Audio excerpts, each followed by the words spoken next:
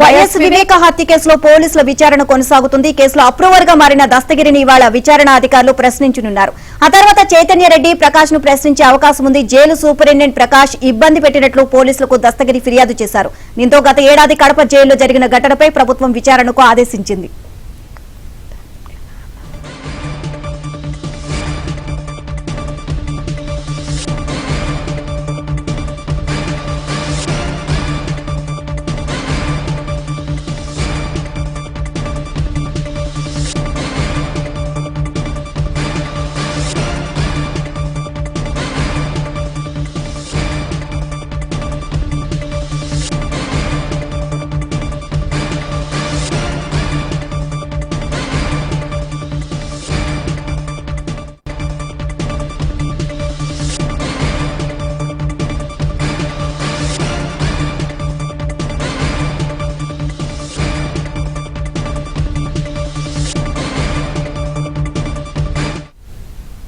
YS వివేక హత్య కేసులో పోలీసుల విచారణ కొనసాగుతుంది. కేసులో అప్రూవర్ గా మారిన దస్తగిరిని ఇవాళ విచారణాధికారులు ప్రశ్నించనున్నారు. ఆ తర్వాత చైతన్య రెడ్డి, ప్రకాష్ ను ప్రశ్నించే అవకాశం ఉంది. ఇక జైలు సూపరింటెండెంట్ ప్రకాష్ ఇబ్బంది పెట్టినట్లు పోలీసులకు దస్తగిరి ఫిర్యాదు చేశారు. దీంతో గత ఏడాది కడప జైల్లో జరిగిన ఘటనపై ప్రభుత్వం విచారణకు ఆదేశించింది.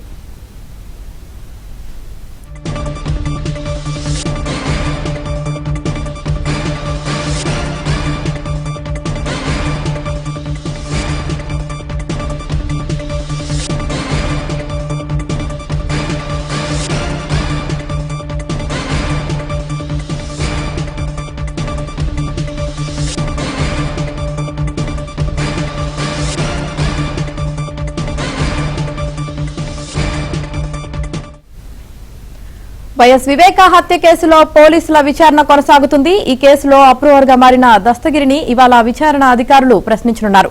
ఆ తర్వాత చైతన్య రెడ్డి, ప్రకాష్ ను ప్రశ్నించే అవకాశం ఉంది. జైలు సూపరింటెండెంట్ ప్రకాష్ ఇబ్బంది పెట్టినట్లు పోలీసులకు దస్తగిరి ఫిర్యాదు చేశారు.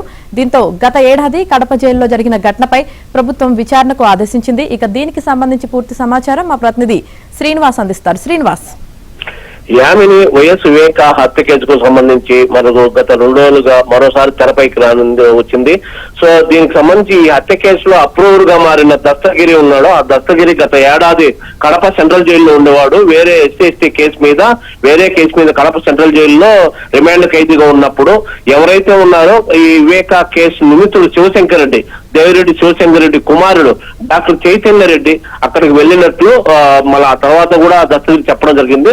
ఈ చైతన్య రెడ్డి వెళ్లి ఈ సునీత కావచ్చు, మా వాళ్ళు కావచ్చు, నిలుసులు అందరూ ఇబ్బంది పడుతున్నారు, నీ వల్ల వైఎస్ కుటుంబం అంతా నీ వల్ల చాలా ఇబ్బంది పడుతుంది, నువ్వు అప్రూవర్ గా మారింది వాస్తవము, కానీ అప్రూవర్ గా మారినప్పుడు నేను పొరపాటుగా అప్రూవర్ గా మారా, తర్వాత ఇవన్నీ కూడా అవాస్తవాలు, అసత్యాలు అని చెప్పి ఒప్పుకో, ఇప్పుడు 20 కోట్లు నువ్వు ఒప్పుకుంటే అప్రూవర్ గా డ్రాప్ అయితే 20 కోట్లు ఇస్తాము అని చెప్పి అప్పట్లో సెంట్రల్ జైలు కేసులు ఎవరైతే ఉన్నారో ఈ శివశంకర్ రెడ్డి కొడుకు చైతన్య రెడ్డి వెళ్లి అతనికి ఆఫరీగా 20 కోట్లు ఇచ్చారని చెప్పి అతని తర్వాత సెంట్రల్ జైలు నుంచి విడుదలయ్యాక దస్తగిరి కంప్లైంట్ ఇవ్వడం జరిగింది ఎస్పీకి. ఆ తర్వాత పోలీస్ కంప్లైంట్ ఇవ్వింది. అయితే జగన్ గవర్నమెంట్ కావడంతో అప్పుడు గత ఏడాది జగన్ గవర్నమెంట్ కావడంతో వాళ్ళు ఇతను కంప్లైంట్ ఇచ్చినా కూడా కేసు నమోదు చేయలేదు. ఇప్పుడు ఈ గవర్నమెంట్ లో ఈ విషయంపై నిన్న కేసు నమోదు చేశారు పులివెందులలో. ఈ దీంతో పాటు ఎవరైతే ఉన్నారో ఈ చైతన్య రెడ్డితో పాటు అప్పటి డిఎస్పీ నాగరాజు, అప్పటి CI Eshwaraiah plus central jail superintendent Prakash వీళ్ళ నలుగురి పైన కూడా కేసు నమోదైంది. దీంట్లో భాగంగా నేను రాత్రి ప్రభుత్వం విచారణకు ఆదేశించి తక్షణం ఈ రోజు విచారించాలని చెప్పి విచారణకు ఆదేశించడంతో మరి కాసేపట్లో కడప సెంట్రల్ జైలుకు విచారణ అధికారులు ప్లస్ దస్తగిరి రానున్నారు. ఇదంతా కూడా ప్రకాష్ ని, జైల్లో అధికారులను, దస్తగిరిని క్షుణ్ణంగా విచారిస్తారు మరి కాసేపట్లో. Yamini, right, thank you Srinivas.